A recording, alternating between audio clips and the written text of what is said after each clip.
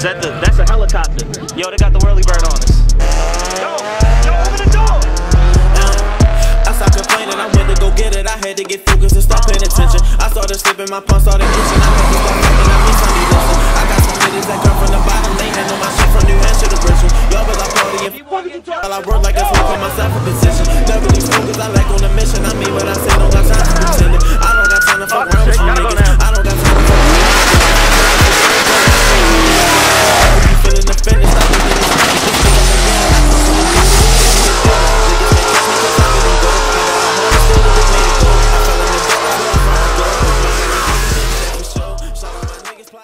What's up, guys? It's your boy mr.rockoff Johnson here with another video, and today is gonna be a fun, interesting discussion kind of video. But right off the bat, real quick, let me go ahead and say this. Everything I'm gonna be saying in this video is gonna be completely opinionated. Yeah, and I mean that's pretty much all I gotta say. Everything's gonna be completely opinionated. I'm not trying to sway how you feel about the car in any way, shape, or form, whether you like it or not. But yeah, in case you can't tell from the title of the video, today I'm, gonna be watching the official reveal video of the 2022 Subaru BRZ, which is very exciting to me because, in case you don't know, in case you're not familiar with the channel, I own a 2014 Scion FRS with a turbo on it, and it's, as of right now, it's the fastest automatic transmission. Still got the stock trans in it, and everything like that. But yeah, so I've been asked by a few people, but mostly shout out to Brad because he was the first one to hit me up about it, to make a video about what I think about the new car, especially with the new motor and the new power and everything like that. So with that being said, merch link down in the description below. Let's go ahead and cast our problems aside while we go ahead and have this fun little video and everything. And don't worry, I'm not just going to be talking at you the entire time. I'm going to be throwing up clips of my car and everything like that. But let's go on ahead and get the video started, and let's go right into me watching the official reveal video. With a new 2.4-liter Subaru Boxer engine. 2.4. Improved torque. More horsepower. Could it become even more poised? With torsional stiffness increased 50%. Grip improved with Michelin Pilot Sport 4 tires on 18-inch wheels. Oh, they put 18s on it. Presenting the next benchmark in the long collaboration between engineer and driver. The all-new 2022 Subaru BRZ.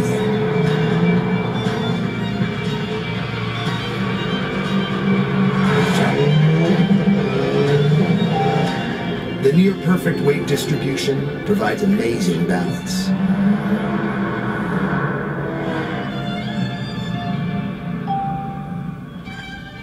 The experience wraps itself around the driver. Engages every sense. The interior is all new, oriented around the driver. Oh my God, it has a digital dash. Can that fit in mine? Yo, that digital dash is serious. I'm not gonna even lie.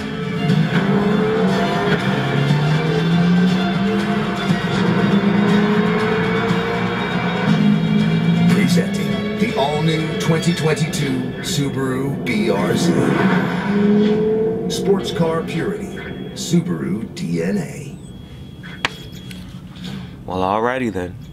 Alright, so right off the bat, I'm pretty sure you guys could already tell that, when I saw the power numbers and when I, saw the motor that's in there and everything like that. No, I wasn't, I'm not, it's not like I'm not excited. I'm gonna get to all that in a second, but I'm definitely more excited about that interior more so than the motor. So why don't we go ahead and talk about the interior first, because I'm in love with that interior. Not only just, you know, the screen and the center console and everything like that, the new touchscreen and everything, and evidently it has, you know, Apple CarPlay, Android Auto, all the regular stuff that, you know, most modern day vehicles are going to come with so far as like tech and everything like that. And not only does it have an actual center armrest, because if you don't know, the prior generation Subaru BRZs, FRSs, and Toyota 86s, the center console, it comes separate, like an attachment kind of thing that you can put there. Other than that, it's just a like gaping hole, which some people didn't like. I really didn't care, but yeah, you know, that's great that they, you know, have a center console in those cars now. But the thing that caught my eye the most is that digital tachometer, man, that digital dash. Oh my gosh. That is drippy, okay? That's drippy. And I'm not even like trying to size it or anything. I genuinely want to know if that can fit in my FRS. Because if it can, I'm not gonna lie to you guys, I'm gonna take mine out and I'm putting in a digital dash from the new one, because yeah. I can't wait for the car to actually come out, or at least for the aftermarket industry to get a hold of it, so that maybe, you know, we can, like those with the first generation, like if we can have some way to fit it in, or like I said, aftermarket come in and we can have our own, that'd be crazy. I'm not gonna lie to you, I'd definitely pay the money for that, because that nut. The seats actually look really good. They look like they hold you in even more than before. It looks like they're really comfortable too. That's one thing that I did like about my FRS seats. I would like to put the newer seats in there, so long as, you know, they feel great on me and everything. If they don't, I would absolutely love to actually have the prior generation BRZ, the first generation BRZ seats. Let's go ahead and get to the exterior of the car. I just want to talk about all the cosmetic things, all the pretty stuff, before we get into all the performance stuff, because let's be honest, right there, my world record pass, hanging up right here and everything, we all know I'm big about the performance, so we're gonna go ahead and talk about the way it looks and everything. Now, so far as the way it looks good. It does. It does. It looks fantastic. The only thing that's like throwing me off, oh wow, you can still see that, you know, sleek roofline and everything. It looks like the roofline is still the same. The front of it kind of looks like the last generation Viper. Like, I don't know if you guys see it or not, but it really, to me, it looks like the last generation Viper. And I'm not saying that, you know, that's what they were going for. Obviously, I don't believe that was it. And I'm not saying I don't like it because of that. I still like the front end. It just looks like a, you know, the last generation Viper. I mean, it does look good. I do like the headlights, and it looks like there might be some like LED or maybe halogen little bar there, kind of like how the other early generation BRZs were, or even like some of the aftermarket headlights. It does look like they just come with regular, you know, bulbs, which, you know, you think they would have like upgraded and put some LEDs in there or something like that, but you know, I understand you got to cut costs and everything like that. That's why this car was made. So far as the actual front bumper, honestly, other than the obvious change with the lights, it pretty much looks the same compared to the like 2020 refresh that the BRZs already had. With that, you know, it looks like that might actually be, you know, functional. But with that little slit on, you know, both of the sides of the front grille, and then just with the front grille itself and the splitter and everything, it does look like it's changed a little bit, you know, slightly, but for the most part it still looks the same. By the way, they also said that they changed some things with it, like it's got an aluminum roof, an aluminum hood and everything like that. And if I'm not mistaken, the hood, well, I know for a fact the hood on the first generation cars was actually aluminum, but I'm not sure about the roof, which is very interesting because we're going to get to the weight in a second. But getting to the fenders of the car, like I said before, I actually do like them. It looks like they're flared out a little bit, and they just, I mean, they just look good. Who doesn't like wider fenders and aggressive fenders? Both the front and rear, they look absolutely phenomenal. Now, getting to the rear is where, when I was watching the video and I saw the rear of it, I was just like, I don't know how I feel about that. I love the front. I do. Even though I said it looks like a Viper, I absolutely love the front. I love the profile from the side. It looks great. But I have to be honest with you guys, I don't like the rear. And the big reason why I don't like the rear is because it looks like the new Honda Civics. It's not the generation that's out now, but the generation prior. Either way, it looks like the back of, like, not the Civic, excuse me, the Accord. It looks like the back of a Honda Accord coupe. And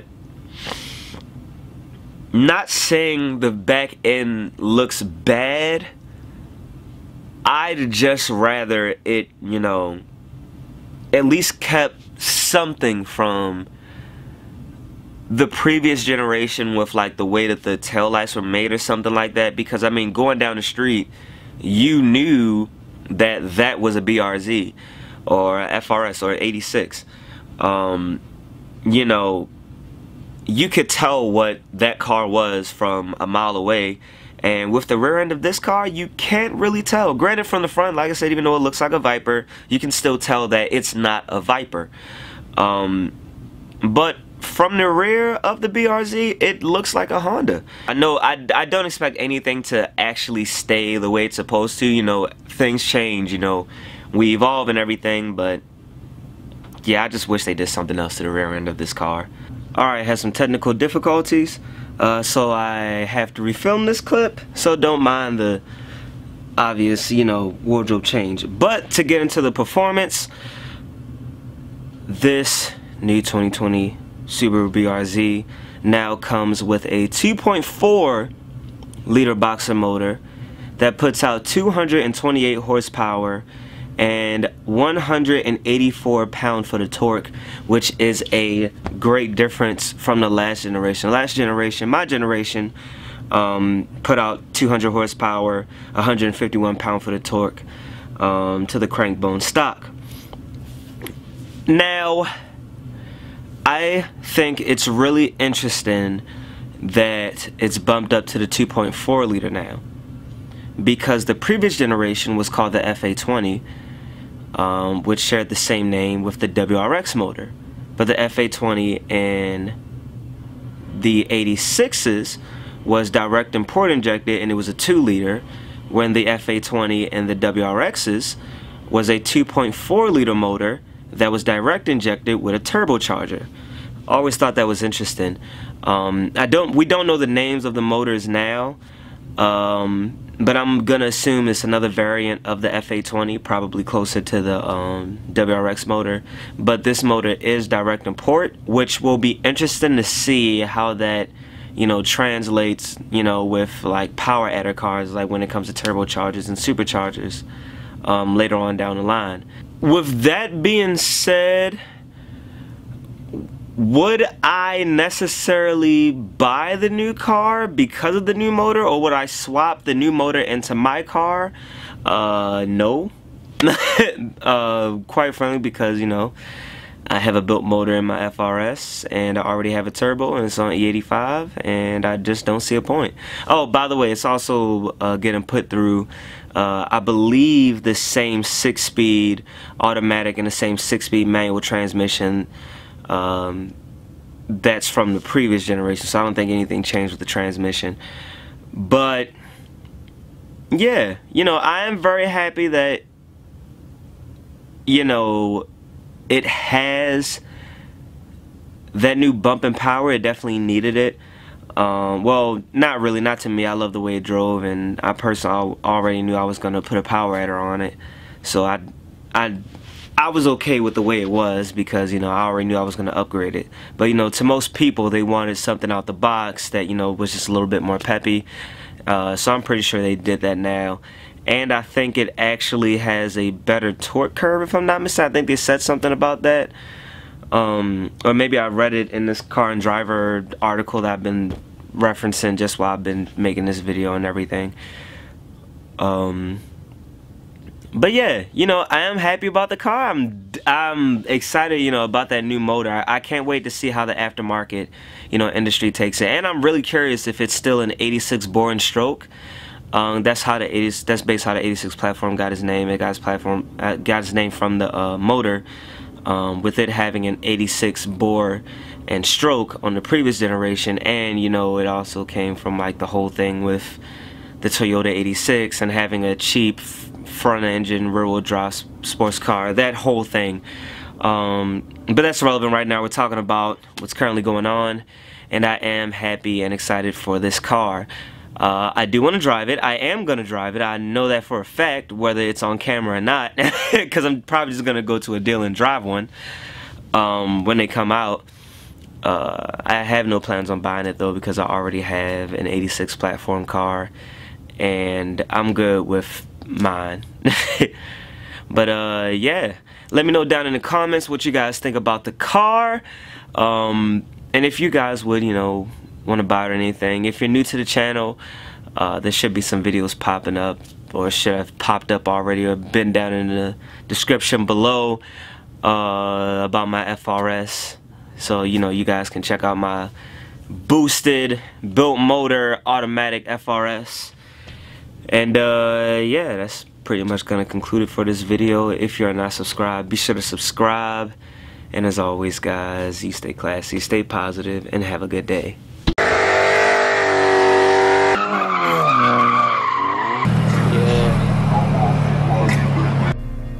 What is a car enthusiast?